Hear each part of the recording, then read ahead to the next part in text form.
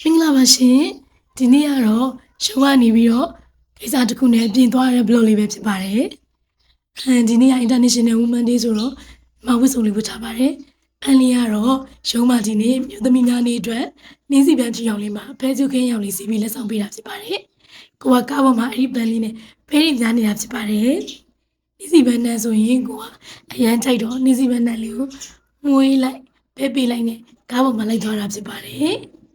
အခုဆိုရင်တော့ရုံးကနေထွက်လာနေပြီဖြစ်ပါတယ်။ဒီစီပန်းကလေးကိုမွေးပြီးတော့ပဲပေးရင်းနဲ့ပဲ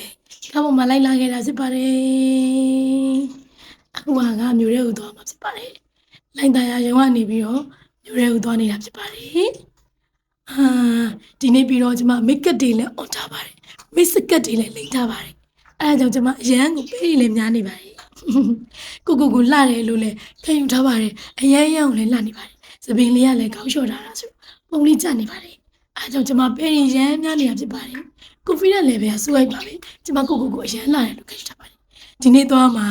ကျွန်မ Plaza Airway ဘန်ရဲ့ UFC Tower 9 လောက်မှာရှိတဲ့ CB ဘန်ကိုသွားနေတာဖြစ်ပါတယ် on the way ပါကဲအခုတော့ UFC Tower 9 လောက်တက်ဖို့အတွက်တက်လီကားစောင့်နေတာဖြစ်ပါတယ် CB ဘန်ကိုသွားမှာပါကဲခုတော့ပြီးသွားပါပြီပြီးသွားလို့အောက်ကိုပြန်ဆင်းလာပါပြီကားစီကိုသွားနေတာဖြစ်ပါတယ်ကဲကားပေါ်ရောက်ပါပြီအပြင်မှာနေရရန်ပူပါတယ်တအားပူပါတယ်အဲ့လိုမျိုး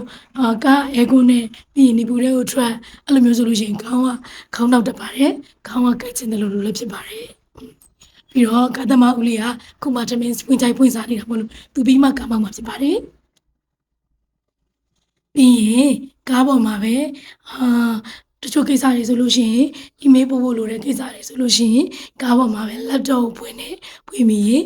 email ပို့ရပါတယ်laptop ဖွင့်ပြီးတော့ email ပို့စရာရှိရတယ်တချို့ဒီကနေလာပြောထားတာလေးတွေဖြည့်တယ် email ပို့စရာရှိတာလေးတွေပို့ပါတယ်ကားမောင်းရင်းနဲ့ laptop ကြည့်ပြီဆိုလို့ရှိရင်ခေါင်းကမကြည့်တော့ပါဘူးတကယ်ကိုခေါင်းကနောက်တောက်ဖြစ်ပါတယ်ပြီးတော့နေပူတဲ့ကြံနဲ့ခေါင်းကနောက်တောက်ဖြစ်တာစိတ်ကလည်းမကြည့်တော့ပါဘူးအဲ့လိုချိန်မျိုးဆိုလို့ရှိရင်တော့ကိုဘဲတော့ကိုဘေးနာမှာအမြဲပါတယ်ကိုရဲ့ project လေးတစ်ခုရှိပါတယ်အဲ့ဒီ project လေးကိုတောက်လိုက်လို့ရှိရင်တော့လန်းဆန်းဖြစ်နေတဲ့စိတ်တွေနောက်ကြီးဖြစ်နေတဲ့ခေါင်းတွေအကုန်လုံးကိုလန်းဆန်းတက်ကြောက်သွားစေတာတော့အမှန်ကပါတယ်အဲ့ဒါကတော့ကျမတို့ရဲ့ project Coca-Cola လေးပဲဖြစ်ပါတယ်အဲ့ဒီ Coca-Cola လေးကိုတောက်လိုက်မှာပဲလန်းဆန်းသွားပါတော့တယ်အဲ့တော့ကျမတို့ product Coca-Cola လေးကိုရမ်းချစ်ပါဒါလေးကတော့ကျမသိချင်ရတယ်ကျမတို့ရဲ့ brand 20လေးပါ